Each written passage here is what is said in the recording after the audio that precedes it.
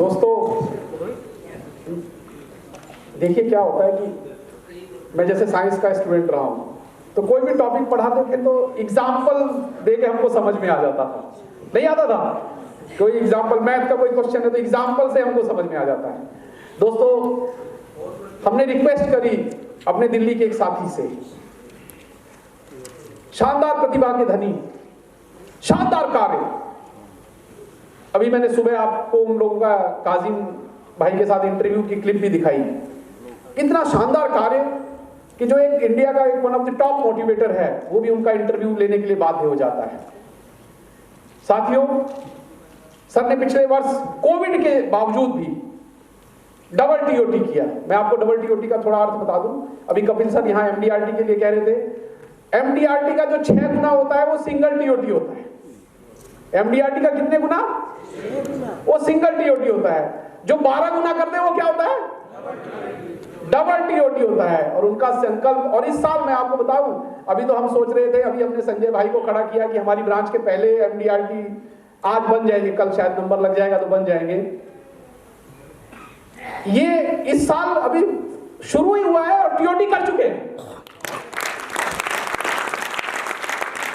और ऐसे ही नहीं, ये कहते ना कि तब के खरा सोना निकला हुआ है। मैं आपको थोड़ा सा परिचय दे दूं। 2002 में आलोक भाई ने, आलोक जगवाइन जी ने ऐसे LIC एजेंसी कैरियर ज्वाइन किया।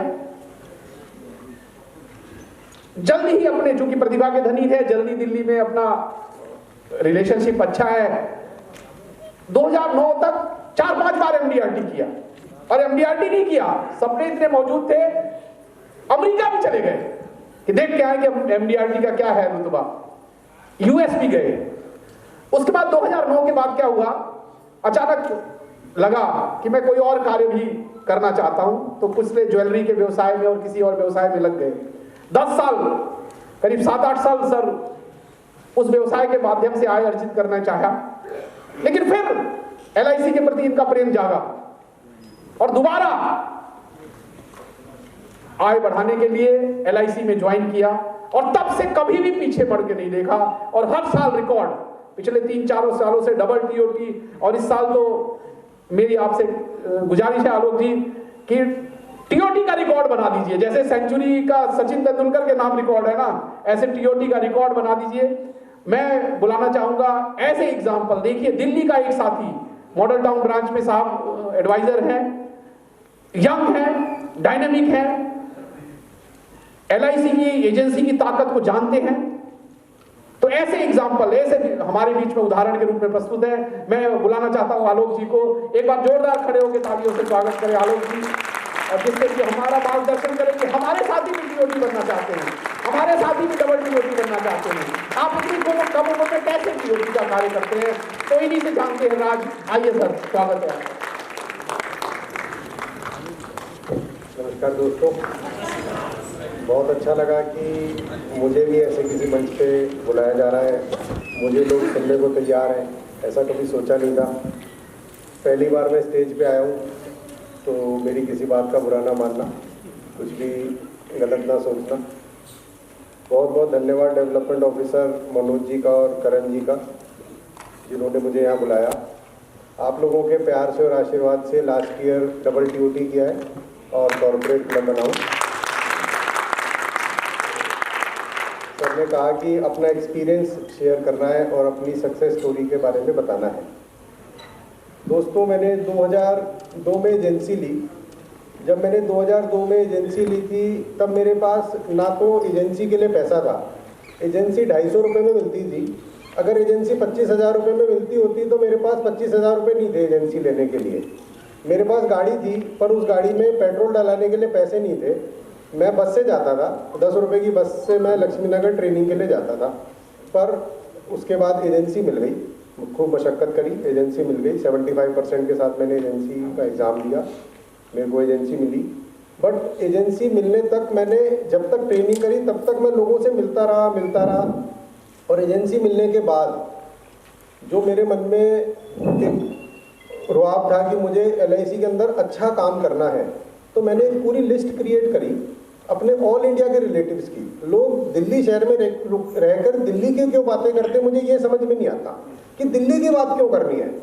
मैंने पूरे हिंदुस्तान के जितने रिश्तेदार थे सबकी लिस्ट बनाई, और जिसने मुझे आश्वासन दिया या मुझे चाहा कि मैं वहाँ जा भी सकता हूँ, तो दिल्ली, कलकत्ता, बॉम्बे, जयपुर, नागपुर, अहमदाबाद, जितनी जगह, अलवर, मैं जहाँ जा सकता था सब जगह मैं पर्सनली गया, और वहाँ जा करके मैंने उन सब की LIC करी। 2005 में मैंने MDRT किया।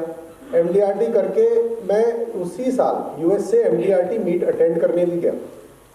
उस साल कुछ लोग कहते थे कि आप MDRT मीट अटेंड करने क्यों जा रहे हो।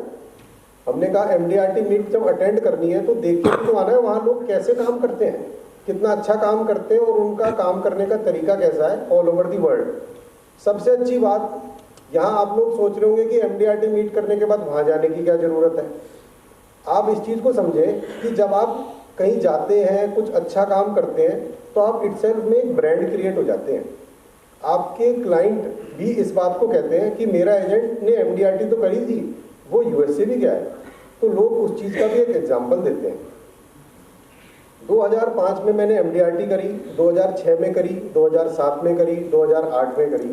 2008 में हमारी एक दुकान थी चांदनी चौक में, ज्वेलरी की, मैंने उसको ज्वाइन कर लिया और मुझे लगा कि मैं इंश्योरेंस का काम भी मैनेज कर लूँगा और ज्वेलरी का भी कर लूँगा।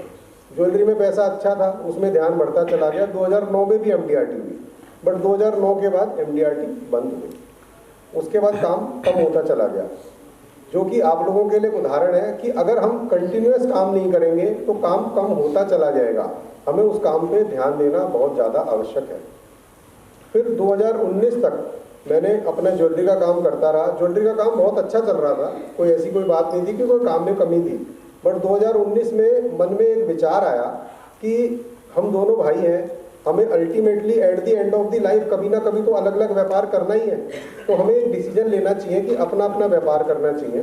तो 2019 में मन में बात आई, तो मैंने कहा चलो एक और काम करते हैं। जब दूसरे काम की इच्छा जाहिर करी तो परिवार वालों ने कहा कि इतने साल से इंश्योरेंस का काम करते हो, इसी के ऊपर मेहनत करो, तुम्हें इसका एक्सपीरियंस भी है, इसकी नॉलेज भी है।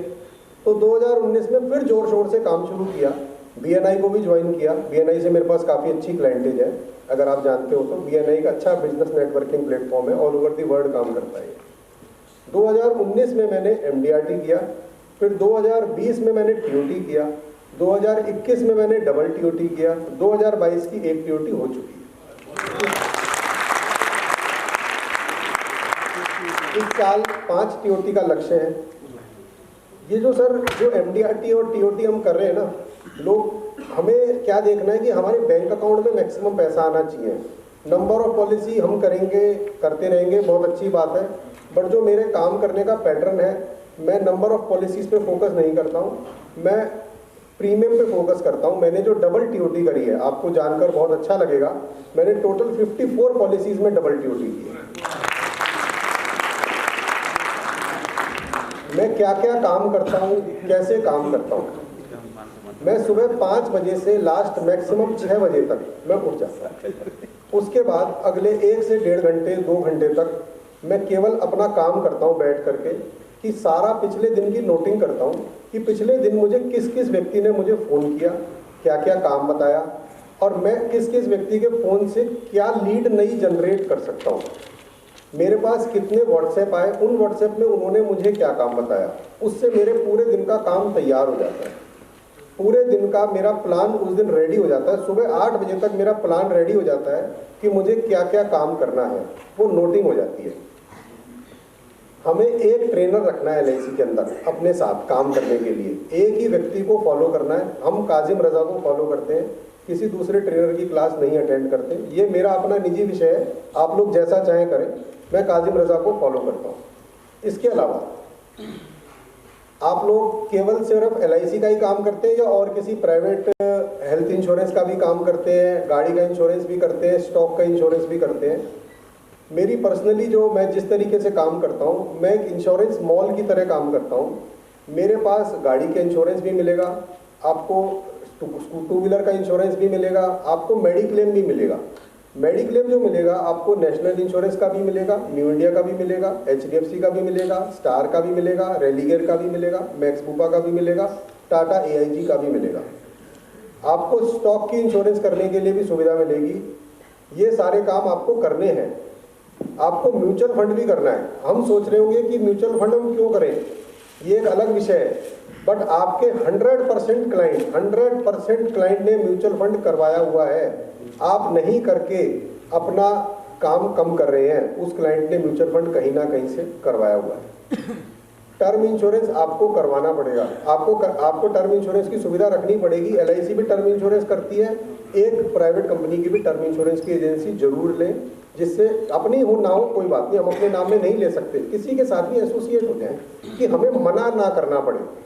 हमें चाहे उस काम से उस क्लाइंट को मना ना करना पड़े, उस क्लाइंट के यहाँ कोई भी व्यक्ति एंट्री ना कर पाए।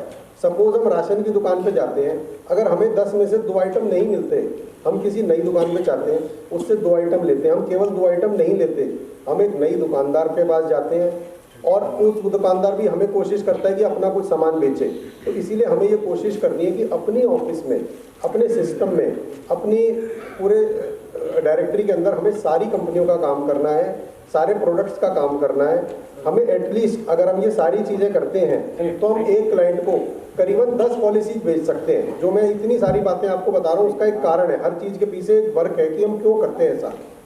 10 पॉलिसी बेच पाएंगे एक आदमी को आप। एक आदमी के पास एटलीस्ट 1 से 2 गाड़ियाँ होती हैं, 1 से 2 टू व्हीलर होते हैं, एक मेडिक्लेम होता है, 3 से 4 लाइफ इंश्योरेंस की पॉलिसी लेते हैं। अगर मियाँ बीवी 2 बच्चे 4 जने हैं घर के अंदर तो 4 LIC की पॉलिसीज ले सकते हैं। अरे नहीं, फैमिली के ब्रेड विनर के लिए आप टर्म इंश्योरेंस दे सकते हैं। जिस घर में वो रहता है उसको घर की होम इंश्योरेंस दे सकते हैं। जिस फैक्ट्री में उसका माल बनता है उसकी आप मशीनरी की बिल्डिंग की इंश्योरेंस कर सकते हैं।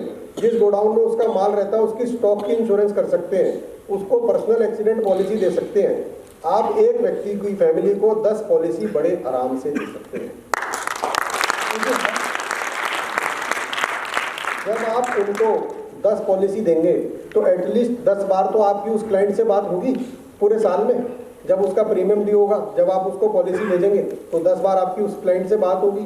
कोशिश करना है कि 10 बार जब बात हो तो 3 से 4 बार आपको पर्सनली उस व्यक्ति से मिलना है।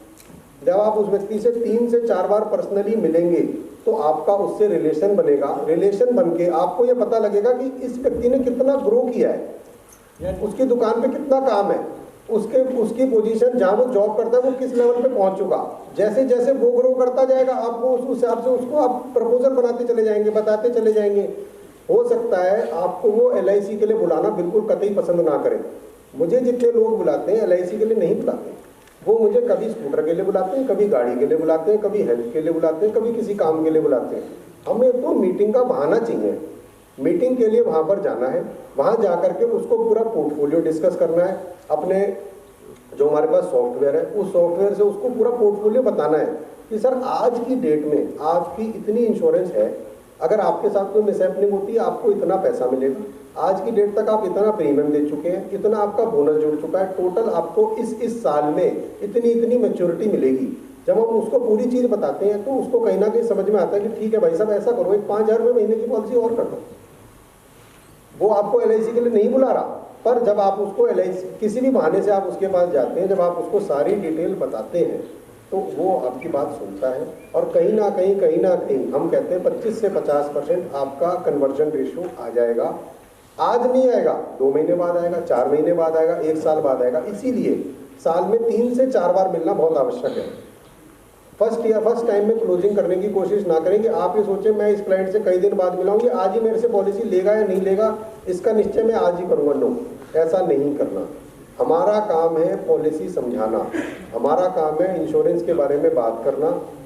हमें अपनी वो ड्यूटी पूरी करनी है, वहाँ जा करके उसको बताना है। हमें जब भी क्लाइंट के पास जाना है, किसी ना किसी रीज़न से जाना है, या तो ये इंश्योरेंस का काम हो जाए, या अगर हमें वो क्लाइंट किसी कारण टाइम नहीं दे पा रहा है या हमें कोई रीज़न चाहिए।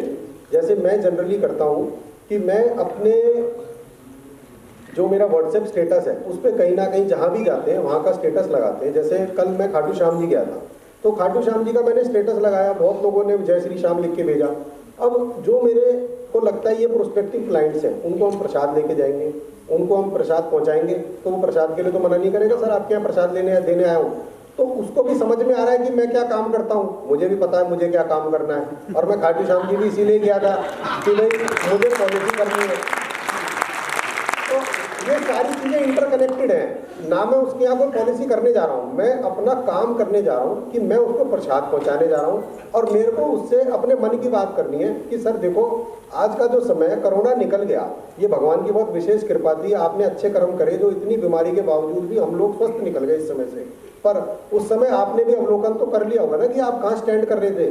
तो अगर आज आप स्वस्थ निकल गए, सब कुछ ठीक है, आप काम धंधा भी ठीक है, सब कुछ अच्छा चल रहा है, तो हमें अपग्रेड कर लेना चाहिए।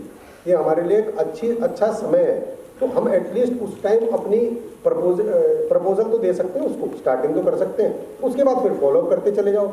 जो आदमी जैसे बताए, वो कहे 2 महीने बाद बात करना, 1 हफ्ते बाद बात करना, 6 महीने बाद बात करना, जैसे कहे वैसे करना। उस टाइम वहाँ जा करके ऐसा नहीं करना सर अभी करा लो, सर मेरा तो टारगेट खत्म हो जाएगा, मेरे साथ ऐसा हो जाएगा। ये हमारी प्रॉब्लम है, ये उसकी प्रॉब्लम नहीं है। ये बिल्कुल क्लियर है। कभी भी क्लाइंट के जाकर आकर के गिड़गिड़ाना नहीं है कि जी मेरे को अभी काम कराना है। अब आप ये समझें कि अब आप सुबह घर से निकलते हैं, सबसे इम्पोर्टेंट है आपके घर की फैमिली का एटमॉस्फेयर, कि आप जब घर से निकलते हैं तो आपको घर से फैमिली का एटमॉस्फेयर बहुत अच्छा होना चाहिए।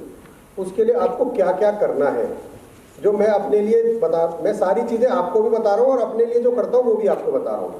कम से कम महीने में एक बार अपनी फैमिली को आउटिंग के लिए लेके जाना है दिल्ली लोकल में। कम से कम 6 महीने में एक बार हिंदुस्तान में लेके जाना है, और कम से कम साल में एक बार दुनिया से इंडिया से बाहर लेके जाना है। इंडिया से बाहर जरूर लेके जाना है। इसके अलावा जब भी हम मीटिंग करने जाते हैं तो आपको क्या दिखाई देता है? जैसे आप मुझे देख रहे हैं, ये पोर्शन दिखाई दे रहा है आपको, टेबल पे आप बैठेंगे और कुछ नहीं दिखाई दे रहा। उस टाइम आपकी शर्ट बढ़िया होना चाहिए, कोशिश करें ब्लेजर पहने, और बढ़िया लगे आप कोट पहने। आपकी घड़ी बहुत बढ़िया होनी चाहिए, आपका पेन बहुत अच्छा होना चाहिए, आप जिसके अंदर प्रेजेंटेशन क्लाइंट को देते हैं वो फोल्डर बहुत होना चाहिए, अच्छा होना चाहिए। आपका पर्सनल फोल्डर जिसमें आप लिखते हैं वो बहुत अच्छा होना चाहिए, आपका कैरी बैग अच्छा होना चाहिए, आपका लैपटॉप ब्रांडेड होना चाहिए। सारी चीज़ें आप एक दिन में एक समय में नहीं कर पाएंगे, पर धीरे धीरे इन सब चीज़ों को कोशिश करें कि ये सारी चीज़ें हमें अपग्रेड करनी है। जैसे जैसे आप अपग्रेड होते चले जाएंगे, आप देखना आपका काम भी अपग्रेड होता चला जाएगा, आपका टिकट साइज भी बड़ा होता चला जाएगा। क्लाइंट आपको बीमा कैसे देता है, इसका मैं आपको एक बहुत अच्छा जीता जाता हूँ उदाहरण दे देता हूँ। लोगों को शायद नहीं समझ में आए इस बात के बारे में। सबके कॉलोनी में जागरण होता है, कीर्तन होता है, आपकी चंदे की पर्ची कटती है ना, तो जो चंदे की पर्ची काटने आता है उसकी औकात का हिसाब लगता है कि इसकी कितनी कैपेसिटी है चंदा लेने की। तो हम भी चंदा लेने जा रहे हैं उसके पास, उसको पता है आलोक जगवायन उठ के आया है, एक साथ में एक लड़का है, सिस्टम से रहता है, स्टैंडर्ड का काम है, 2 लाख से नीचे तो ये मानेगा नहीं, कोई फायदा नहीं, तो वो 2 लाख रुपए देगा। अगर आप उसको 10 लाख की प्रेजेंटेशन दोगे, उसको सबसे पहले खुशी किस बात की होगी? भाई इसने पिछली पॉलिसी तो 50,000 की बेची थी मुझे, पर ये तो बहुत बढ़िया आदमी है जो मुझे आज भी इस लेवल का समझ रहा है कि मैं 10 लाख रुपए प्रीमियम दे सकता हूँ। वो अंदर ही अंदर खुश हो रहा है, और हम भी अंदर अंदर खुश हो रहे हैं कि भाई 10 लाख की पॉलिसी का प्रीमियम बताया, देखो कितनी दे देगा। तो अपने को प्रपोजल बताने में बिल्कुल नहीं शर्माना, क्योंकि प्रीमियम हमें तो देना नहीं है, प्रीमियम जिसको देना उसको परेशानी है, हमें क्या परेशानी है। मतलब ये प्रैक्टिकली मेरे साथ बहुत बार होता है। मैंने एक गुड़गांव के क्लाइंट की 12,833 रुपये साल की पॉलिसी करी थी ईयरली। करीबन 7-8 साल बाद उससे संपर्क हुआ। मैंने कहा भाई साहब आऊँगा गुड़गांव, आपसे मिलना एक बार, कुछ काम था। मैंने उसको 25,000 रुपये साल की पॉलिसी समझाई कि भाई 12,000 बेचा था, 25,000 रुपये करवा देगा। वो कह रहा भाई साहब 25,000 रुपये महीना तो बहुत ज़्यादा हो जाएगा। तो अब हमें क्या करना, उस दिन मुझे समझ में आया कि अंडर एस्टिमेट क्या होता है। हमें अंडर एस्टिमेट नहीं करना, हमें कोशिश करना है एटलीस्ट हमें एक बैग में 2 लाख की कोटेशन, एक 5 लाख प्रीमियम की कोटेशन, एक 10 लाख प्रीमियम की कोटेशन, ये एटलीस्ट अपने बैग में रखनी है उसी आदमी की, और अपने घर से बना करके लेके जानी है। टोटली प्लानिंग करके जाना है। उसका नाम उस कोटेशन के ऊपर पहले ही प्रिंट होना चाहिए, उसको लगे ये आदमी मेरे लिए तैयारी करके आया है। बाद में जैसा माहौल बनता चला जाए, जैसी वहाँ पोजीशन बनती चली जाए, वैसे कोटेशन आप दिखाते हो। हमेशा जो भी बात करनी है प्रीमियम पे करनी है, सम इंश्योर्ड पे नहीं करनी है। अब आप जब भी किसी क्लाइंट के पास जाते हैं, आपको ये नहीं सोचना मैं बहुत बड़ा एजेंट हूँ, मैं बहुत बड़ा पैसे वाला हूँ या ये साधारण व्यक्ति है।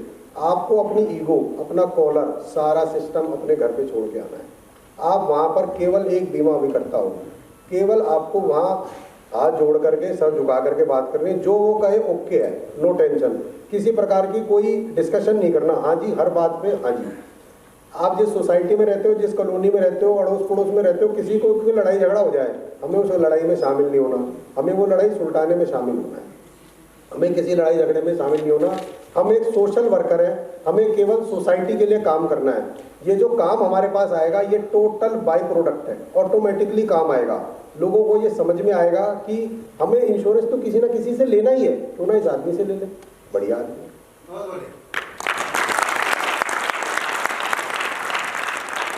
आपको जब भी कहीं जाना है, सपोज आज मेरे को यहाँ 12 बजे से 1 बजे का समय दिया गया, तो मेरा टारगेट था कि मुझे 11 बजे पहुँचना है। 11:05 पे यहाँ पे पहुँचा, तो मेरे हिसाब से मैं 5 मिनट लेट था। जहाँ पर भी जाना है जल्दी जाना है, क्योंकि रास्ते में कोई परेशानी हो सकती है, हो सकता है आपको कोई एड्रेस ना मिले, हो सकता है आपको लोकेशन गलत मिल जाए, आपको घर से जल्दी जाना है। अगर आप जिस दिन काम करने जा रहे हो, काम लेने जा रहे हो, काम मांगने जा रहे हो, आप उस दिन ही लेट में पहुंच गए, तो आपको जिस दिन काम मिल जाएगा उस दिन के बाद तो आप पहुंचोगे ही नहीं कभी टाइम से। इस बात को क्लाइंट भी समझता है, ऐसा नहीं केवल हम ही समझते हैं, इस बात को क्लाइंट भी समझता है कि हमें समय से पहुंचना है। इसके अलावा हमें शब्दों का बहुत ध्यान रखना है कि हमारे मुंह से कोई भी गलत शब्द ना निकले, मतलब कोई भी तू तड़ाक की बात, कोई भी अपशब्द ना निकले, इस बात का बहुत विशेष ध्यान रखना है। विजिटिंग कार्ड आपका बहुत बढ़िया होना चाहिए। विजिटिंग कार्ड पे आपकी फोटो जरूर होनी चाहिए। अपनी फोटो की भी ब्रांडिंग हो कि आदमी आपको शक्ल से पहचाने। कोशिश करो कि जो आप कैलेंडर छपाओ, जो आप डायरी छपाओ, उस पर भी आपकी फोटो आए, जिससे आपको क्लाइंट देखता रहे, देखता रहे, देखता रहे, देखता रहे। कहते हैं ना, जो दिखता है वो बिकता है। इसीलिए अपने आप को भी देखना है। ना LIC बिकेगी, ना LIC का प्लान बिकेगा, बिकेगा तो LIC का एजेंट बिकेगा। आपको बिकना है वहां जाकर के, तो अपनी फोटो ज्यादा से ज्यादा उस क्लाइंट को दिखानी है। कोशिश करना है अपने समाज में, अपने सर्कल में, जितनी अड़ोस पड़ोस में जितने प्रोग्राम हो रहे हो, सबके अंदर अपनी फोटो लग जाए। वो फोटो आदमी को हर जगह दिखनी चाहिए। आप जहाँ सोसाइटी में रहते हैं, जिस कॉलोनी में रहते हैं, वहाँ आपका बोर्ड जरूर होना चाहिए। उसके अड़ोस पड़ोस में आप जहाँ जाते हैं, आपके 1-2 किलोमीटर 4 किलोमीटर के अंदर कहीं ना कहीं कोशिश करो 10-15 बोर्ड लगवा दो। ज़्यादा से ज़्यादा बोर्ड उतर जाएगा, कोई खास बात नहीं। अब हम जिस क्लाइंट के पास जाते हैं, या तो वो शॉपकीपर है, दुकानदार है, तो और एक या तो हम फैक्ट्री में जाते हैं, या किसी ऑफिस में जाते हैं, या किसी के घर जाते हैं। जब हम किसी शॉपकीपर के जाते हैं ना, तो हमें वहाँ परचेजर बन के जाना है, हमें वहाँ सेल्समैन बन के नहीं जाना। अगर आप किसी दुकान पे जा रहे हो तो वो आपके इंतजार करने थोड़ी है कि आज वो भाई साहब आएंगे, मेरे को LIC देके जाएंगे या प्रीमियम लेने आएंगे। वो बैठा है ग्राहक के लिए। तो आपको कोशिश करके किसी ना किसी माध्यम से उसका माल बेचना है। कोशिश करनी है कि चाहे वो किसी भी चीज़ की दुकान हो, चाहे वो केक की दुकान हो, चाहे वो राशन की दुकान हो, चाहे वो जूते चप्पल की दुकान हो, किसी कपड़े की दुकान हो, जिस भी चीज़ की दुकान हो, उस कपड़े को वहाँ से ले लो और अगले जिसके जाओ उसको गिफ्ट कर दो। कोई बहुत बड़ी चीज़ नहीं है। अगर आप किसी फैक्ट्री में जाते हो, सपोज उसकी धागे की फैक्ट्री है, उसकी जूते की फैक्ट्री है, उसकी कार्टून की फैक्ट्री है, अब आपके पास एक डाटाबेस है। कोशिश करो कि उस क्लाइंट को किसी दूसरे क्लाइंट से कनेक्ट करवाओ, उसके लिए ग्राहक ढूंढो। जब आप उसके लिए ऐसे काम करोगे ना, तो उसको ऐसा लगेगा ये लड़का तो बड़े काम का है, ये मेरा काम भी बहुत बढ़िया करता है और मुझे ग्राहक भी दिलवाता है, ये काम करना है। आप जिस ऑफिस में जा रहे हो, सपोज किसी ऑफिस में मिलने गए, कोशिश करो कुछ गिफ्ट ले जाओ, उसके लिए पेन ले जाओ, मोबाइल कवर ले जाओ, विजिटिंग कार्ड का कवर ले जाओ, डायरी ले जाओ, कुछ भी ले जाओ, कुछ ना कुछ लेके जाओ। कोशिश करो खाली हाथ ना जाओ। अगर आप खाली हाथ नहीं जाओगे तो वो भी आपको खाली हाथ नहीं छोड़ेगा, कंफर्म। अगर आप किसी के घर जा रहे हो तो उसको कुछ मिठाई लेके जाओ, कुछ गिफ्ट लेके जाओ, कुछ ना कुछ अगर हम लेके जाएंगे, उसकी मिठाई लेके जाएंगे। मिठाई 2 दिन 4 दिन 5 दिन तो चलेगी, तो 5 दिन तो अपना टंका बजेगा ही ना बजेगा घर में। वो तो काजू की बर्फी आई है, काजू की बर्फी, उसी की अपनी काजू की बर्फी में अपना नाम हो गया 5 दिन तक कि आलोक के यहाँ से काजू की बर्फी आई है। तो 5 दिन तक वो काजू की बर्फी को याद रखेगा और हमें भी याद रखेगा। जब भी किसी क्लाइंट के पास जाएंगे तो हमें मोबाइल को साइलेंट रखना है। लोग क्या करते हैं, कि हम किसी क्लाइंट के पास गए और उस बीच में हमारा फ़ोन आ गया, हम उस फ़ोन पे बात करने लग गए। अब आप भी फ़ोन पे बात करने लग जाओगे, वो भी फ़ोन पे बात करने लग जाएगा, दोनों की मीटिंग वहीं फिनिश हो जाएगी, दोनों अपने अपने काम में लग जाएंगे। फिर वो 5 मिनट बाद कहेगा हाँ जी गुप्ता जी ठीक है, समझ डिस्कस करेंगे, बात करेंगे सर आपसे। जब आप उस अपने मोबाइल को साइलेंट करके उल्टा करके रख दोगे तो वो भी कन्फर्म, सामने वाला व्यक्ति वो भी फ़ोन नहीं उठाएगा, वो ये कहेगा हाँ जी ये भी फ़ोन नहीं उठा रहा, मुझे भी फ़ोन नहीं उठाना, ये मुझे इंपॉर्टेंस दे रहा है। इसके बाद हमारे को वहाँ पर अपनी पॉलिसी जरूर लेके जानी है। लोग क्या करते हैं, आप जनरली सबके साथ ये प्रैक्टिस होगी कि क्लाइंट हमसे ये पूछ लेता है कि आपने क्या करवाया हुआ सर, आप तो मुझे बता रहे हो कि जीवन उमंग आप 1 करोड़ रुपए की करा लो, 8 लाख रुपए प्रीमियम है, आप भी तो बड़े आदमी हो, आपके पास भी ठीक ठाक व्यवस्था है, आपने कितनी करा रखी है? तो अपनी भी एक 8 लाख की पॉलिसी की रसीद साथ में होनी चाहिए। आप उसको टर्म इंश्योरेंस समझा रहे हो, आपकी एक टर्म इंश्योरेंस की पॉलिसी साथ में होनी चाहिए। आप अपनी हेल्थ इंश्योरेंस करा रहे हो, हेल्थ इंश्योरेंस साथ में होनी चाहिए। घर की दे रहे हो, घर की पॉलिसी साथ में होनी चाहिए। पीए पॉलिसी दे रहे हो, पीए पॉलिसी साथ में होनी चाहिए। मैं आपको अपनी सिचुएशन बता देता हूँ। मेरे पास LIC के जितने भी टॉप मोस्ट प्रोडक्ट्स हैं, सबकी मैंने 1-1 करोड़ सम इंश्योर्ड की पॉलिसीज अपनी ले रखी हैं। जो भी मुझे प्रोडक्ट समझ में आता है, मुझे जीवन लाभ समझ में आई, मैंने 1 करोड़ की पॉलिसी अपनी कराई। मुझे जीवन उमंग समझ में आई, मैंने 1 करोड़ की पॉलिसी अपनी कराई। जब कोई एजेंट अपना पैसा उस स्कीम में इन्वेस्ट नहीं कर सकता तो वो सामने वाले का भी नहीं करवा सकता। क्लाइंट इस बात को समझता है। हम ये गलती कर रहे हैं कि हम ये सोच रहे हैं कि हम वहाँ जाके झूठ बोलते हैं। झूठ नहीं बोलना, उसको रसीद दिखानी है कि सर देखो मेरे को तो यही ठीक लगा। अब आप तो देखो बड़े आदमी हो सर, जब मैंने 1 करोड़ की करा ली तो आप 5 से कम क्या कराओगे सर?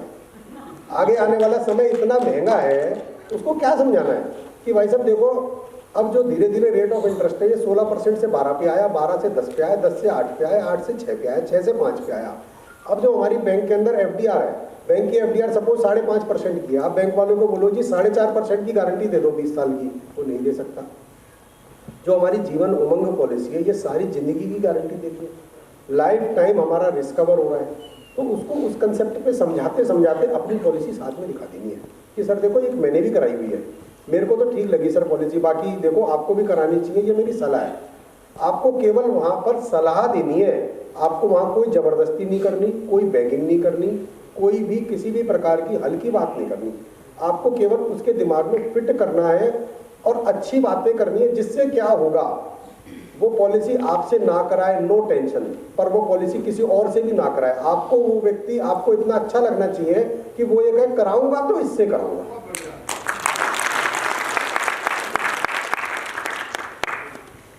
अब हमें टारगेट के ऊपर काम करना है कि सपोज हम एक MDRT का टारगेट लेते हैं, तो MDRT का टारगेट कैसे होगा?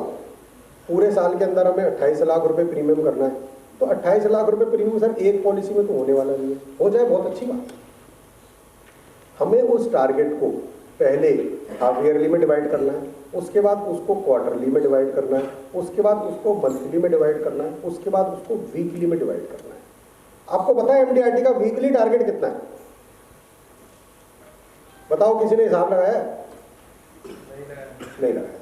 65 से 70 हज़ार रुपए आप क्वार्टरली वीकली अगर आप प्रीमियम कर लेते हो तो आपकी MDRT हो जाती है। बहुत छोटा सा काम है ये, 65-70 हज़ार रुपये आपका वीकली प्रीमियम। अब ये कैसे होगा? ECS करो, 2,000 रुपये महीना, 4,000 रुपये महीना, 8,000 रुपये महीना, 16,000 रुपये महीना। और ECS की जो पॉलिसीज करते हैं उनकी रसीदें रखो, उनके पॉलिसी बॉन्ड रखो, उनको अपनी फाइल में बैग के अंदर एक फोल्डर रसीदों का रखना है कि सर देखो सर पिछले हफ्ते ना ये पॉलिसियाँ करी हैं 10, 12, 15, सर ये रसीदें हमें डिलीवर करनी थी, देखो। उसको भी समझ में आना चाहिए कि इस एजेंट के पास काम है और ये केवल हमें नहीं दे रहा, ये सब लोगों को दे रहा है। हमें जो वर्क करना है, जैसे मैं अपना काम बता देता हूँ। मैंने जो 54 पॉलिसी में TOT किया, ये मैंने जो TOT की जो 80% जो मेरी जो हुई है मेरी पॉलिसी, सपोज मैंने करीबन 3 करोड़ रुपए प्रीमियम किया था, 3 करोड़ में से 2 करोड़ 40 लाख मैंने करीबन 12 पॉलिसी में किया। अब हमें जो वो 12 पॉलिसीज हैं वो 20% क्लाइंट से आई है। हर बिजनेस के अंदर 80-20 की रेशियो काम करती है कि 80% क्लाइंट से 20% बिजनेस आता है और 20% क्लाइंट से 80% बिजनेस आता है। हमें उस 80% क्लाइंट को छोड़ना नहीं है, पर हमें उस 20% क्लाइंट के ऊपर फोकस करना है। जो 20% क्लाइंट है वो ही हमें सारा बिजनेस दे रहा है। तो हमें जो एक्स्ट्रा सर्विसिंग देनी है, जो बर्थडे पे गिफ्ट देना है, एनिवर्सरी पे गिफ्ट देना है, जो भी कुछ काम करना है वो उस 20% के ऊपर बहुत ज़्यादा करना है, उस चीज़ पे विशेष ध्यान रखना है। बाकी 80% कब तो हमें उनका एक कार्ड ऐसी हमें भी डेवलप करके रखना है कि मेरे ये 15 क्लाइंट हैं जिनसे मेरा पूरे साल का 80% व्यापार आता है।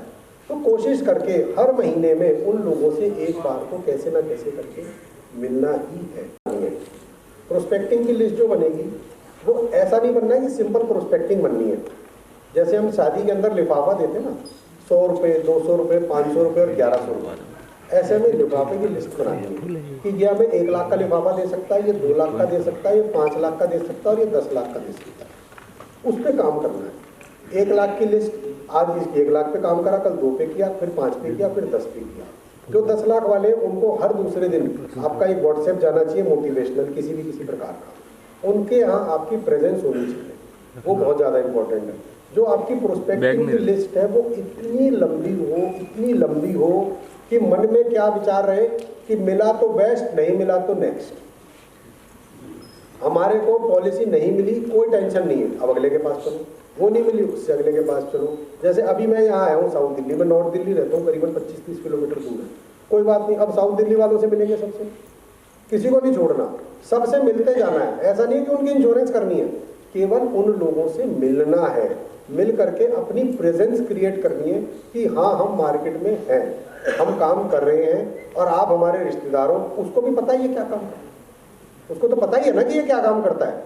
तो हमें उससे केवल मिलना है, मिलने से ऑटोमेटिकली काम होता है। उसको पता लग जाता है कि हम कहाँ ग्रो कर रहे हैं और हमें पता लग जाता है कि वो कहाँ ग्रो कर रहा है। उस हिसाब से हमें ऑफिस में, आप लोगों के कुछ लोगों के ऑफिस होंगे, कुछ लोग घर से काम कर रहे होंगे, कुछ लोग पार्ट टाइम काम कर रहे होंगे, तो कोशिश करनी है कि मैक्सिमम टाइम जो हम इंश्योरेंस के व्यवसाय को दे रहे हैं वो हमें फील्ड में देना है। हमें ज़्यादा से ज़्यादा लोगों से मिलना है। जितने ज़्यादा लोगों को मिलेंगे, जितनी ज़्यादा लंबी हमारी लिस्ट होगी, उतनी हमारी प्रोस्पेक्टिंग ज़्यादा होगी। और सबसे इंपॉर्टेंट प्रोस्पेक्टिंग का ही पार्ट है। जितने ज़्यादा हम लोगों से मिलेंगे उतनी ज़्यादा हमारी प्रोस्पेक्टिंग की लिस्ट लंबी होगी, उतना ज़्यादा हम फॉलोअप कर पाएंगे। और कोशिश क्या करनी है, कोई भी नया प्रोडक्ट आया उस प्रोस्पेक्टिंग की पूरी लिस्ट को कवर करना है। उनको कोटेशन बना करके भेजना है। कोटेशन बनाने का कोई पैसा नहीं लगता, कोटेशन व्हाट्सएप का कोई पैसा नहीं लगता, टेलीफोन मिलाने का कोई पैसा नहीं लगता। ये 3 चीज़ें तो बिल्कुल फ्री हैं। तो हमें कुछ भी, जैसे अब ये LIC के अंदर सिंगल प्रीमियम प्लान चल रहे हैं, तो 5 लाख, 10 लाख, 25 लाख, 1 करोड़, 4 सेगमेंट बनाओ, चारों सेगमेंट की कोटेशन बनाओ। हमारे पास सबकी एज है, उन एज के हिसाब से उनको कोटेशन बना करके भेजो। उन कोटेशन बना करके भेजो, उसके बाद उनको फ़ोन करो, कोई ना कोई तो रिस्पॉन्स लेगा, कोई ना कोई तो बुलाएगा। जब वो बुलाएगा तो उसको भी समझ में आ रहा है कि मुझे कुछ कराना है, तभी तो मैं बुला रहा हूँ, अदरवाइज तो कोई क्यों बुलाएगा। तो हमें प्रोस्पेक्टिंग के ऊपर पूरा काम करना है। ऐसा भी नहीं है कि खाली प्रोस्पेक्टिंग की लिस्ट बनानी है। अब प्रोस्पेक्टिंग की लिस्ट कैसे बनानी है? प्रोस्पेक्टिंग की लिस्ट के लिए हमें क्या करना है कि हमें ये समझना है कि हमने एक नया घर लिया है, हमें उसका एक फंक्शन करना है। उस फंक्शन में हम 500 लोगों को बुला सकते हैं। अब उन 500 लोगों की लिस्ट बनाएं कि इस 500 लोगों के फंक्शन में हम किस किस को बुलाएंगे। लिस्ट तो बनानी पड़ेगी ना। तो वो सोचो, हमारा जो नया मकान है वो भी बन गया है और हमें उस मकान के मुहूर्त की लिस्ट बनानी है, लोगों को बुलाने की। वो बन गई लिस्ट। आप उसमें किसको बुलाओगे? आप उसमें उसी को तो बुलाओगे जो आपका प्रेमी प्यारा है। जब आपका प्रेमी प्यारा है, जब आप उसको अपने सुख में बुलाओगे तो अपने व्यापार के लिए आप उसके पास नहीं जा सकते, जाना चाहिए ना।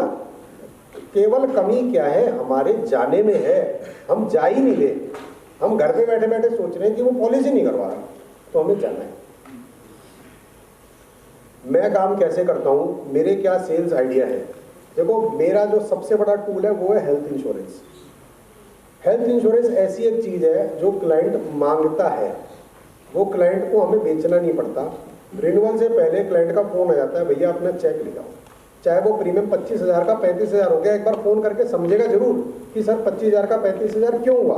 आप उसको समझाओ, जो भी कंपनी का रीज़न है, उसका एज स्लैब चेंज हुआ, कंपनी का प्रीमियम चेंज हो गया, प्रोडक्ट चेंज हो गया, आप उसको समझा दोगे, वो आपको प्रीमियम दे देगा। बट अगर आप पूरे साल में 400 पॉलिसी करते हो, 500 पॉलिसी करते हो, 1000 करते हो, 100 करते हो, वट एवर, हर व्यक्ति का अपना अपना सेगमेंट है, कुछ लोगों के क्लेम भी आएंगे। जिन लोगों के क्लेम आएंगे ना, वो आपको थैंक यू करेंगे। आपको थैंक यू की LIC करती है। जब भी आप किसी का क्लेम दिलवाओगे तो कहीं ना कहीं वो इस बात को समझता है कि इस व्यक्ति ने मेरी हेल्प करी है। जब आपने उसकी हेल्प करी है तो आपको उसके प्री एंड पोस्ट हॉस्पिटलाइजेशन के पेपर लेने उसके घर जाना है। जब आप उसके प्री एंड पोस्ट हॉस्पिटलाइजेशन के पेपर लेने जाओगे ना, आपको LIC मांगने की आवश्यकता नहीं है। वो आपको खुद ही एक वादा करेगा कि मैं आपसे LIC जरूर कराऊंगा। क्योंकि जब वो अस्पताल में गया था तो उसने अपना अवलोकन खुद ही कर लिया कि मैं जाने वाला हूँ, मैं चला गया तो कितना पैसा मेरे घर वालों को मिलेगा। तो उसको इस चीज़ के बारे में खुद समझ में आ चुका है कि वो अंडर इंश्योर्ड है। अब भगवान ने उसके ऊपर कृपा करी है, वो वापसी अपने घर आ गया है और एजेंट उसके सामने बैठा है। तो अब एजेंट को भी सारी बात समझनी है, समझानी है, और उस क्लाइंट को भी समझनी है। उस टाइम आपको केवल 10% मेहनत करनी है, 90% मेहनत तो अस्पताल वाले कर चुके। आपको केवल उसके पास जाना है और उसको ये बताना है कि सर आपको मेरी सेवा में कहीं कोई कमी लगी, आपको बताओ, कहीं कोई मेरे काम में कोई दिक्कत आई हो, कोई परेशानी आई हो तो मुझे बताओ। हो सकता है उसकी कुछ डिडक्शन आई हो तो उसके उस डिडक्शन के पेपर को कंपनी में मेहनत करो, उसका पैसा दिलाओ। इन सब बातों का LIC से कोई संबंध नहीं है। बट ये इनडायरेक्टली LIC ऐसे ही आएगी, ऐसे ही आएगी। लोग इस बात को अभी नहीं समझ पा रहे। लोग क्या कहते हैं, हम तो केवल LIC करते हैं, हम तो मेडिक्लेम नहीं करते, हम तो गाड़ी का इंश्योरेंस नहीं करते, हम तो स्कूटर का इंश्योरेंस नहीं करते। मैं रात को 12 बजे भी स्कूटर का इंश्योरेंस करता हूँ। कोई करवा ले, मेरे को 600 रुपये का प्रीमियम, कोई परेशानी नहीं। अपने क्रेडिट कार्ड से पेमेंट करता हूँ और उससे बाद में कैश मंगवाता हूँ पॉलिसी बेच करके। क्योंकि एक बार मुझे उसका डाटा मिल गया, उसके बाद फिर मैं सारी पॉलिसियाँ करता हूँ, उससे उसका पूरा डाटा लेता हूँ। फिर क्या करते हैं, कोशिश करके कैसे ना कैसे 600 रुपये लेने के लिए खुद जाएंगे उसके पास, उससे उसकी फाइल निकलवाएंगे, पॉलिसी की कॉपी लेंगे। फिर धीरे धीरे धीरे धीरे जब उसको हमारी सर्विस मिलेंगी, समझ में आएगा कि दूसरा एजेंट कैसे वर्क करता है, हम कैसे वर्क करते हैं, तो अपने आप काम आएगा। This is known as prospecting. तो प्रोस्पेक्टिंग के ये तरीके हैं कि आपको किसी ना किसी बहाने उस क्लाइंट के अंदर एंट्री होना है। जो मैं प्लान बेच रहा हूँ वो मैं बेच रहा हूँ जीवन लाभ और जीवन उमंग। जीवन उमंग के अंदर आप लोग चाइल्ड को बहुत अच्छी पॉलिसी बेच सकते हैं, स्पेशली गर्ल चाइल्ड। आज एक व्यक्ति 40 साल का है, उसकी बिटिया 10 से 12 साल की है। उसको ये पता है कि मैं 60 साल की उम्र तक कमाऊंगा, 20 साल मुझे और कमाना है। 20 साल के बाद मेरी दूसरी या तो बिटिया है या मेरा बेटा है, वो कमाएगा और वो पूरे घर परिवार को संभालेगा। अब हम उसको ये समझाते हैं कि भाई साहब, इन 20 सालों में अगर आप मुझे 10,000 रुपये से 15,000 रुपये महीना अगर आप दे दो, सपोज आप मुझे 2 लाख रुपये प्रीमियम आप मुझे साल का दे देते हैं। देखो, अगर छोटा बच्चा है तो 1,34,000 प्रीमियम की पॉलिसी होती है। अगर बड़ा बच्चा है 15 साल 16 साल से ज़्यादा तो 2 लाख रुपये प्रीमियम की पॉलिसी होती है। 2 लाख रुपये प्रीमियम आप मुझे दे देते हैं तो 15 साल के अंदर आपका 30 लाख रुपया जाएगा। 30 लाख रुपये की जो वैल्यू है वो करीबन 50 लाख रुपये के आसपास बन जाएगी। जो 50 लाख रुपये की वैल्यू बन गई, आपके पास 2 ऑप्शन है, या तो आप उस 50 लाख रुपये को कैश कर लें, या आप 2 लाख रुपए सालाना उस बिटिया के नाम से एक गिफ्ट उसको देते रहे। अब आपकी उम्र हो जाएगी 55 से 60 साल, आप कमाना बंद कर देंगे। अब जो आपका बेटा है वो बड़ा हो गया, हम हो सकता है वो बेटा करे या ना करे, और हम उसके ऊपर क्यों डिपेंड हो, हमें उस पर डिपेंड होने की क्या आवश्यकता है। 2 लाख रुपए उस बिटिया को उसके जन्मदिन पे हर साल मिलते रहे। उसके लिए हमने उसको बार त्योहार के लिए उसके जन्मदिन पे गिफ्ट दे दिया कि बिटिया तेरे पास 2 लाख रुपये आ गया, अब तो पूरे साल में कैसे मर्जी अपने खर्च कर लिए, क्योंकि पिता तो उसका रिटायर हो चुका बिजनेस से। अब जो 2 लाख रुपया है उससे उसका अपना पूरा बार त्योहार निकलेंगे, उसका बर्थडे निकलेगा। जब वो बिटिया 50 साल की होगी तब उसके पास करीबन 70-80 लाख रुपए से 1 करोड़ रुपए का एक फंड तैयार हो जाएगा। जब भी उसकी नेक्स्ट जनरेशन की शादी होगी, जो उसको भात के रूप में बच्चे को देना होता है, तो वो उस बच्चे को मिल जाएगा। तो एक पिता ने अपने जीते जी अपनी कमाई के समय में ही अपने बिटिया की जिम्मेवारी पूरी कर दी। आगे जैसी परिस्थिति होगी, जैसा समय होगा, वो किया जाएगा, पर उसने अपना काम तो कंप्लीट कर दिया। जैसे आपने एक बच्चे के नाम पॉलिसी कराई कि इस बच्चे की मैच्योरिटी पे मुझे 50 लाख रुपए मिल जाएंगे, तो 50 लाख रुपए में शादी तो हो ही जाएगी। आगे जैसी परिस्थिति होगी आगे चलेंगे। पर आपने अपनी जिम्मेवारी से उस काम को कंप्लीट कर दिया। और सबसे इंपॉर्टेंट बात, 2 लाख रुपए का प्रीमियम नॉन मेडिकल होता है, शाम को रसीद मिलती है। हम सोचते हैं कि 2 लाख रुपए की पॉलिसी के अंदर हमें टीपीए कराना पड़ेगा, ऐसा कराना पड़ेगा, वैसा कराना पड़ेगा।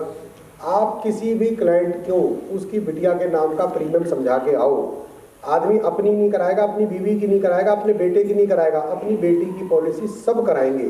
जिसकी जितनी कैपेसिटी होगी वो उतनी करा लेगा, पर बेटी की पॉलिसी जरूर कराएगा। बेटी, क्योंकि बेटे को तो सब कुछ देना ही है, जो कुछ है वो उस बेटे का ही है। बिटिया के नाम की पॉलिसी जीवन उमंग सबसे ज्यादा।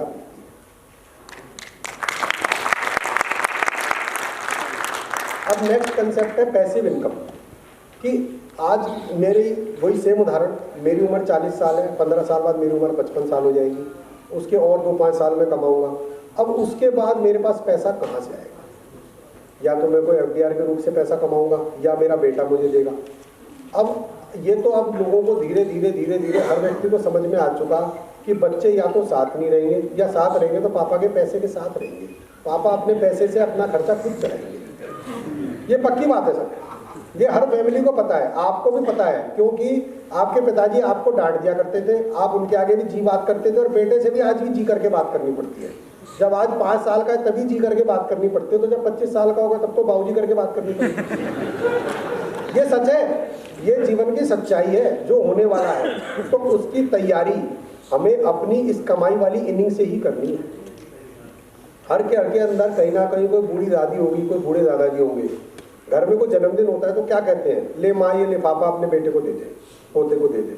तो हमें वो बूढ़ी माँ बनना है कि हमारे को वो लिफाफा भी हमारा बेटा ही देगा? हो सकता है वो ना दे, क्या जरूरी है इस बात का? तो हमें हमेशा अपने पास 2 पैसे रखने हैं बुढ़ापे में, कि हमारा हाथ हमेशा देने वाला रहे, मांगने वाला ना रहे। जो हमारे पास बहुत बड़े बड़े उदाहरण हैं, वो आपके पास ये रेमंड शूटिंग का उदाहरण है बहुत बड़ा, कि इतना बड़ा सब कुछ होने के बावजूद उसने क्या किया, अपने पुत्र मोह में सब कुछ पुत्र को दे दिया। और जब उसे मिला सब कुछ तो उसको पता लग गया कि ये पिताजी किसी काम के नहीं है, ये बेकार है, अब इनसे कुछ नहीं आना, तो उनको साइड निकाल करके बेच लिया। हमें बेटे के नाम सब कुछ करना है। और एक और बात आपको मैं बता देता हूँ कि बेटे को नाम करने की कोई जरूरत नहीं है, बिना दिए सब कुछ उसका है। आप जिस मकान में रहते हो वो मकान आपके नाम है, आप जिंदा हो और आपके 2 बेटे हैं, फिर भी उन्हें पता है बेटा 2 मंजिल तेरी 2 मंजिल मेरी। सच बता रहा हूँ मैं आपको। उसके बाद जो मकान है बोले ये हम दोनों भाइयों की है, जो गोदाम है ये हम दोनों भाइयों का है। आपके पास क्या है? केवल आपका बैंक डिपॉजिट। आप जिस दुकान को आपने बनाया, चलाया, सारी रेपुटेशन बनाई, पर अब आप उस दुकान से घर पे आ गए हैं, रिटायर हो गए हैं, उस दुकान पे आपका 5 पैसे का भी हक नहीं है। आप जा करके उस दुकान पे कहोगे ना मुझे 5000 चाहिए, तो अकाउंटेंट कहेगा सर से एक बार पूछ लेता हूँ। ये सच है, ये सच है। तो इसीलिए मैं कहता हूँ हमारी लाइफ की 3 इनिंग है। एक इनिंग है 25 साल तक की पढ़ाई वाली, सेकेंड इनिंग है 25 साल से 55-60 साल तक की कमाई वाली, उसके बाद की इनिंग है बुढ़ापे की। तो हमें 25 साल तक हमारे माँ बाप ने पाल दिया, 25 से 60 तक हमने अपने आप को पाल दिया, और 60 से ऊपर की जो भी इनिंग है ना, वो हमारे सेविंग हमें पालेगी। ये हमें सेविंग करनी पड़ेगी। लोग कहते हैं कि म्यूचुअल फंड में बहुत ज़्यादा अच्छी रिटर्न आती है। मैं म्यूचुअल फंड के लिए बिल्कुल मना नहीं करता। मैं ये नहीं कहता म्यूचुअल फंड में पैसा मत लगाओ, मैंने भी अपना पैसा लगाया हुआ है। म्यूचुअल फंड से बहुत अच्छी रिटर्न आती है। बट सच्चाई क्या है कि जो हम पैसा इकट्ठा कर रहे हैं उसका बेसिक ऑब्जेक्टिव क्या है? हम पैसा क्यों इकट्ठा कर रहे हैं? हम पैसा इकट्ठा कर रहे हैं अपने बच्चे की पढ़ाई के लिए, बच्चे की शादी के लिए और अपने बुढ़ापे के लिए। Mutual fund is total open ended scheme, आप इसमें से पैसा कभी भी बाहर निकाल सकते हैं। तो लोग सोचते हैं ये बहुत अच्छी ऑप्शन है, बट ये जो अच्छी ऑप्शन है, जीवन के अंदर ऐसे उतार चढ़ाव आते ही रहेंगे कि आपको कोई ना कोई अपॉर्चुनिटीज मिलती रहेंगी कि पैसा यहाँ लगा दो ऐसा हो जाएगा, यहाँ लगा दो ऐसा हो जाएगा। तो जो आपने फंड अपने इन बुढ़ापे के लिए, पढ़ाई के लिए और शादी के लिए इकट्ठा किया है, वो उससे पहले ही निकल जाएगा, वो लिक्विड हो जाएगा। केवल एक LIC का ऐसा पैसा है जिसको निकालने से नुकसान होता है, तो वो जो नुकसान वाला पैसा वो नहीं निकलेगा, क्योंकि 10 लाख जमा कराए थे 8 मिलेंगे, बोले भाई LIC तो बहुत बेईमान है, कम पैसे देती है। तो भाई साहब मत निकालो। हम कब कह रहे हैं, जिस दिन हमने आपको पॉलिसी बेची थी आपने पूछा था ना कि पॉलिसी सरेंडर करा सकते हैं क्या, हमने आपको ये बताया था कि सर आप सरेंडर करा सकते हैं, पर सरेंडर कराने में बहुत नुकसान होगा, इसीलिए आप ये अपनी प्लानिंग पहले ही कर लीजिए कि अपने को कितने साल में पैसा निकालना है, उसी प्लानिंग से करिए। तो आप इस पैसे को अभी ना निकालें, अभी निकालने से आपको नुकसान होगा। तो वो बुढ़ापे में जो पैसा मिलेगा ना, वो केवल LIC का मिलेगा। आप जितने भी लोग हैं, आपके घर में जितने भी बुजुर्ग हैं, आप उनसे पूछिए, सब लोगों ने अपने बुढ़ापे में LIC से सबने मैच्योरिटी ली। किसी के पास भी म्यूचुअल फंड में बुढ़ापे का पैसा नहीं होता, क्योंकि जब बच्चे 16 साल के, 17 साल के, 18 साल के होते हैं ना, तो उनको वो पता लग जाता है कि पापा के अकाउंट में कितने पैसे हैं, पापा के म्यूचुअल फंड में कितने पैसे हैं। वो समझते हैं कि चलो ये पढ़ाई करते हैं, पापा के पास पैसे तो नहीं, तो उस पढ़ाई में पैसा लग जाता है। फिर वो बच्चे कुछ काम करने की कोशिश करते हैं, उस काम करने में पैसा लग जाता है। फिर बच्चों की शादी में पैसा लग जाता है। साथ में वाइफ भी कहती है कि तुमने पैसा इकट्ठा किस लिए कराया, जब इस पैसे को खर्च ही नहीं कर सकते थे। तो एक्चुअली में वो जो सारा पैसा है, चाहे आप उसको म्यूचुअल फंड कह दो, चाहे आप उसको FDR कह दो, और रुपया ब्याज पे लगाने का तो धर्म खत्म हो चुका। तो ये सारा पैसा आपके उस बुढ़ापे से पैसे पहले ही निकल जाएगा और आप बुढ़ापे में बिल्कुल खाली हो जाएंगे। ये कन्फर्म है, जो मैं प्रैक्टिकली, आप अगर आराम से अवलोकन करें, अपने पिताजी से घर जाके डिस्कस करें, तो वो भी यही कहेंगे। अब आप ये देखें, आप इन्वेस्टमेंट के लिए किसी के पास जाते हैं, अगर कोई 30 साल, 35 साल, 40 साल का आदमी है, तो वो तो कहेगा म्यूचुअल फंड लगाओ। जो 50, 55, 60 साल का मंजा हुआ आदमी है ना, वो क्या कहेगा, भैया LIC के अलावा कोई बात नहीं करेगी बच्चे, क्योंकि उन्होंने दुनिया देखी है।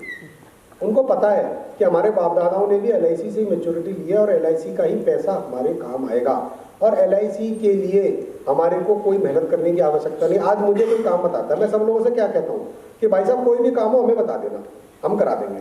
जैसे ही LIC का कोई काम आता है, अपने दिमाग में कोई टेंशन नहीं, क्योंकि पैसा LIC बड़े आराम से, चाहे वो कहीं मर्जी की कोई मर्जी ब्रांच हो।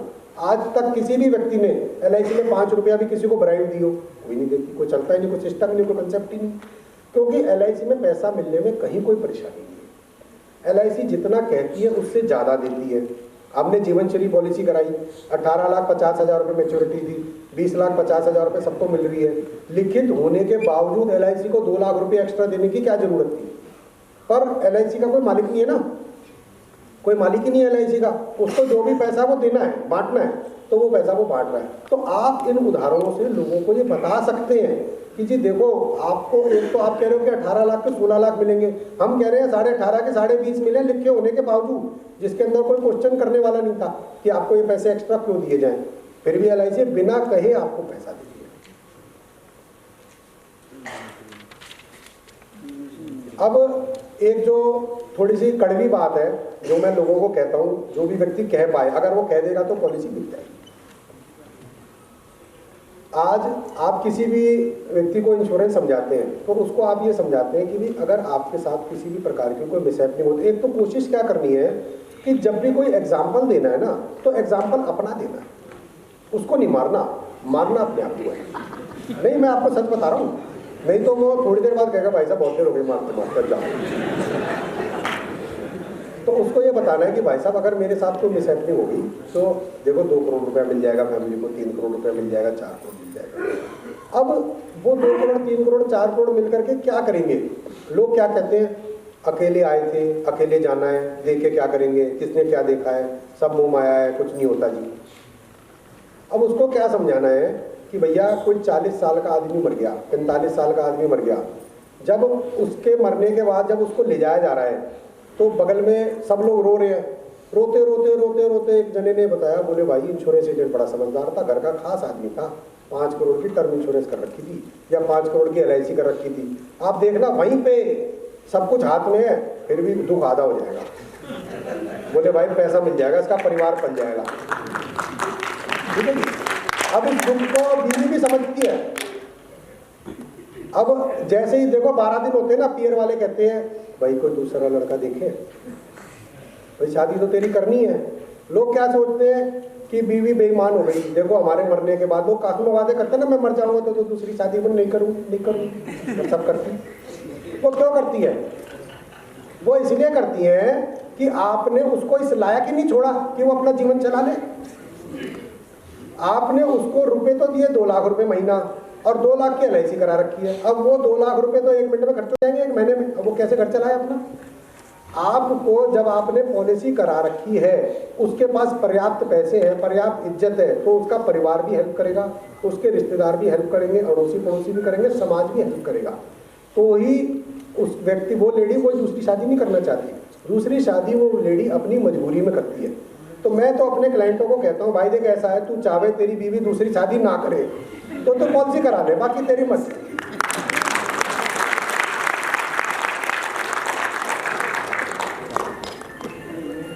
अभी एक क्लाइंट का इंश्योरेंस किया हमने 1 करोड़ रुपए का। उस क्लाइंट की कैंसर से डेथ हो गई। तो जब हम उसकी पॉलिसी कर रहे थे ना, तो उनकी वाइफ ये कह रही थी, और बेटा कि इनकी पॉलिसी क्यों कर रहे हो, हमें इनकी डेथ का पैसा नहीं चाहिए।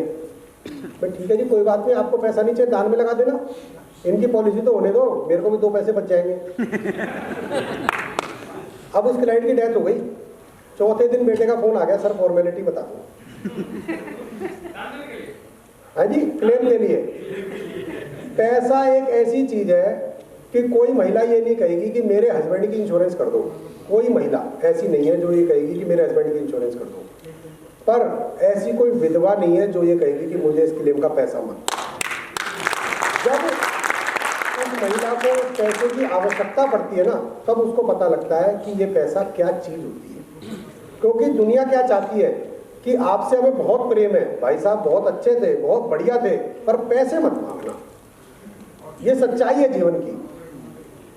ये जीवन की सच्चाई है कि एक एक पैसा आपको ही खर्चना पड़ेगा, सारी व्यवस्था आपको ही करनी पड़ेगी, आपके बच्चे आपको ही पालने पड़ेंगे, आपकी नौकरी आपको ही करनी पड़ेगी।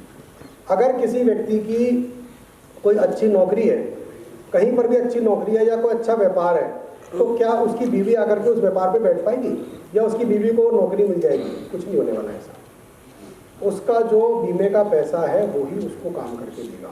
हम उसको क्लाइंट को ये कहते हैं कि हमें क्लेम का पैसा नहीं चाहिए, पर यह भी कन्फर्म है कि अमर कोई नहीं है। ये भी कन्फर्म है कि अमर कोई नहीं है। तो जब हम ये चाहेंगे कि आपको मैच्योरिटी मिले, पर कुछ परेशानी हो, तो ये पैसा आपके परिवार को काम आएगा, दूसरों की सहायता मांगने से आपकी हेल्प करेगा कि आपको किसी, आपके परिवार वालों को किसी से सहायता ना मांगनी पड़े।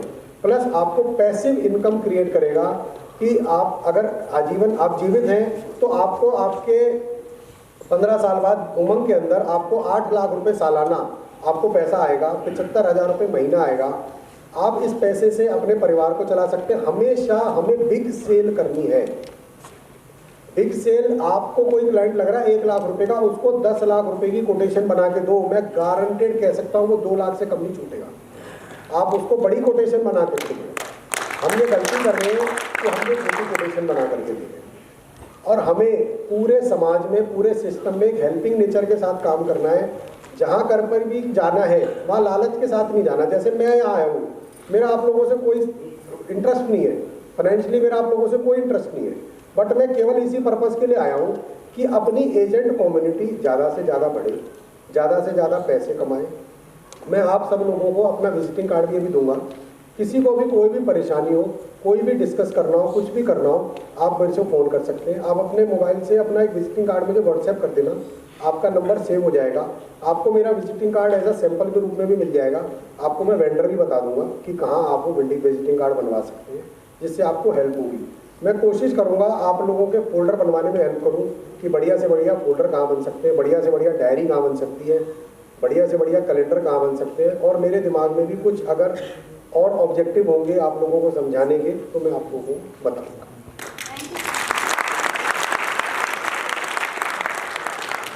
किसी के मन में कोई बात हो, कुछ पूछना हो तो आप मुझे बताइए।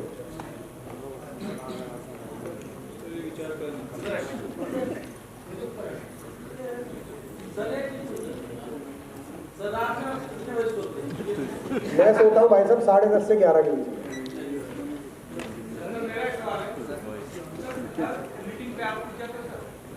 100% सेल्स मैं करता हूँ। मेरे ऑफिस में सेल्स कोई और नहीं देखता। 100% सेल मैं करता हूँ। 100%। एक दिन में एक सेल से ज़्यादा तो नहीं चाहिए। तो कितने अपॉइंटमेंट लगेंगे एक सेल में? एक सेल के अंदर एक ही अपॉइंटमेंट लगता है। अपनी वैल्यू बनानी पड़ती है। उसको ये समझ में आना चाहिए कि आप किसी से बिना अपॉइंटमेंट लिए तो नहीं जाओगे। अगर उसको पॉलिसी नहीं करवानी तो वो आपको क्यों बुलाएगा? अगर उसको करानी है, जैसे आप किसी कपड़े की दुकान पे गए तो आपको कपड़ा खरीदना था इसीलिए तो आप गए। अब आपको कपड़ा नहीं पसंद आया तो उस दुकानदार को अवलोकन करना चाहिए कि मेरे अंदर क्या कमी थी जो मैं इसको कपड़ा नहीं बेच पाया। कपड़ा खरीदने तो ये आया ही था। मैं आपको पूछना चाहता हूँ, हेलो सर, आप प्रोस्पेक्टिंग कैसे करते हैं? मैंने आपको बताया ना, नए मकान एक बार हो गया, बाकी उसके बाद जरूरत ही नहीं है। 500 आदमी की लिस्ट बनाओ, जिंदगी भर प्रोस्पेक्टिंग खत्म नहीं होगी। 500 आदमी कितने दिन में खत्म करोगे बताओ मुझे। सर मैं आपसे पूछना चाहता हूँ कि कहते हैं कि बड़े जो एजेंट हैं वही रिबेट देते हैं सबसे ज्यादा। क्या कह रहे हैं सर? कहते हैं कि बड़े एजेंट जो है वही रिबेट ज्यादा देते हैं। भाई साहब मैं रिबेट ही नहीं देता। और बोलो। आपके कहने से, लेकिन फिर भी हमें ये मार्केट में मिलता है सुनने को कि बड़े एजेंट हमें रिबेट ज्यादा देते हैं। सर मैं करता हूँ गिफ्टिंग, रिबेट देता ही नहीं हूँ। कोई मेरे से अगर डिस्काउंट की बात करे तो मैं उसको जवाब दे देता हूँ कि भाई साहब देखो, डिस्काउंट तो आपको बाजार में मिलेगा, मेरे से आपको मिलेंगी सर्विसेज। अगर आप डिस्काउंट के लेवल पे मेरे से डिस्कशन करोगे तो मैं आपसे जीत नहीं पाऊंगा, क्योंकि लोग बाजार में बहुत बड़ा बड़ा डिस्काउंट दे रहे हैं, वो मैं नहीं कर पाऊंगा। अगर आपको ये लगता है कि ये लड़का मेरे परिवार को पैसा दिला पाएगा, मेरी जरूरत में मेरी हेल्प कर पाएगा, आधी रात 24 घंटे 365 दिन हाजिर रहेगा, तो मैं आपके काम करूंगा।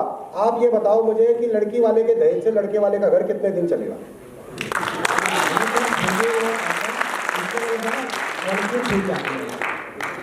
इसके वजह से पॉलिसी छूट जाती है। छोड़ दो ना सर, क्या जरूरत है? जब अपने घर में पैसा ही नहीं आया तो पॉलिसी को करने की जरूरत क्या है? सर मेरे सामने बड़े एजेंट बैठ के मेरी ये पॉलिसी लेके चला गया। सर करने दो ना उनको। कारण क्या है कि उसकी रिबेट की वजह से।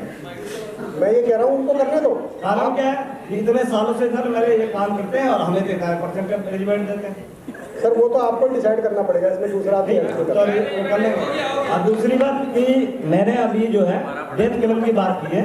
डेथ क्लेम मुझे 1 साल हो गया, अभी तक डेथ क्लेम आई नहीं हमारे उस एजेंट उसके। सर वो तो देखो पेपरों में कोई कमी होगी ना। कमी जो है वो तो पूरा करना है, नहीं करना वो तो आपकी वो देख लेना। धन्यवाद दोस्तों, थैंक यू। दोस्तों, हिमानी मैडम भी आ चुकी हैं, अहमदाबाद से आई हैं आपसे मिलने के लिए, आपके जीवन में एक नया जोश देने के लिए। लंच भी रेडी है, आधे घंटे का मेरे पास टाइम है। मैं एक बार धन्यवाद दूं आलोक जी, आपके माँ बाप का, जिन्होंने आपका नाम आलोक रखा है, जो प्रकाश देता है। और जगवान तो है ही है आपको, भगवान आपको पूरे जग में प्रकाश दे। और आलोक जी को सुनते हुए ना ऐसा लग रहा था जैसे सुरेंद्र शर्मा की 4 लाइनें लग रही थी, बात भी समझा रहे थे और हंसा भी रहे थे। तो आलोक जी आपका बहुत बहुत धन्यवाद। हम अपनी टीम की तरफ से आपका स्वागत करना चाहते हैं और लंच के लिए आपको बोलते हैं कि आधे घंटे का टाइम है। सभी एसपी स्टाफ से आग्रह है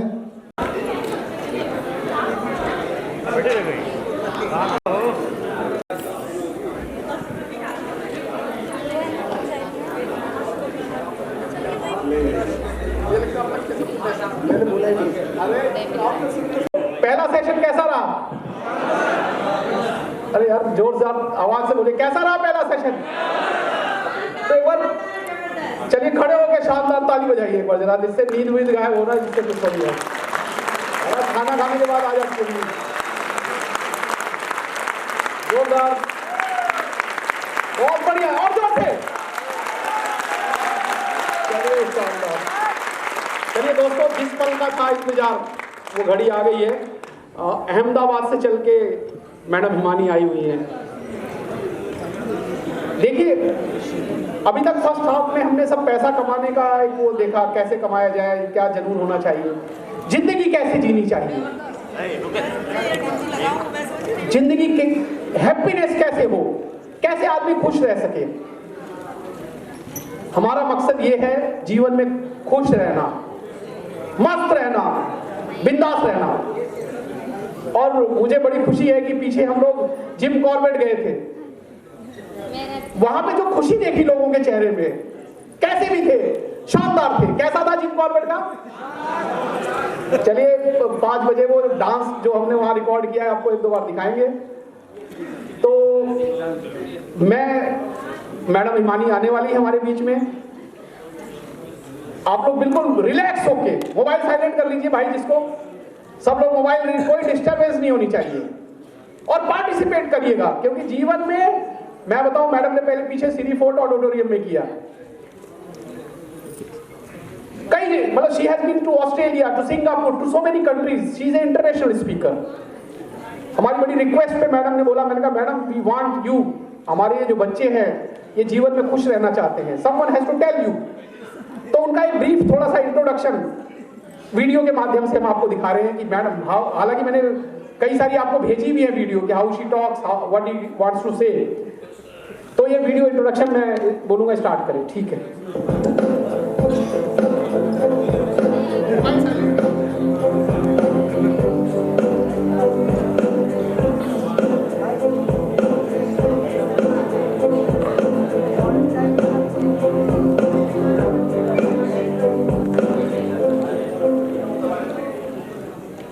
आज के इस बेहतरीन प्रोग्राम में हिमानीज हैप्पीनेस हब की ओर से आप सभी का हार्दिक स्वागत है। इस प्रोग्राम की शुरुआत करें इससे पहले आप सभी से निवेदन है कि आप अपने मोबाइल फोन्स को कृपया स्विच ऑफ या साइलेंट मोड पर रख दें। इस प्रोग्राम में ऑडियो वीडियो रिकॉर्डिंग करना अलाउड नहीं है। इस प्रोग्राम के दौरान उठना भी अलाउड नहीं है। इस प्रोग्राम में अगर आप अपने साथ छोटे बच्चों को लाए हो तो उन्हें शांत रखने की जिम्मेदारी आपकी है। तो चलिए इस प्रोग्राम की शुरुआत करते हैं माइंड ट्रेनर हिमानी की वीडियो इंट्रोडक्शन देखकर। दुनिया में जितने भी व्यक्ति सफल हुए या अपने लक्ष्य तक पहुंचे, क्या वो कोई इत्तेफाक था? नहीं, उन सभी ने जाने अनजाने अपने अंदर छिपी हुई मन की शक्तियों का इस्तेमाल किया और इन्हीं शक्तियों को बांटने की राह पर निकली हिमानी इसका प्रत्यक्ष उदाहरण है।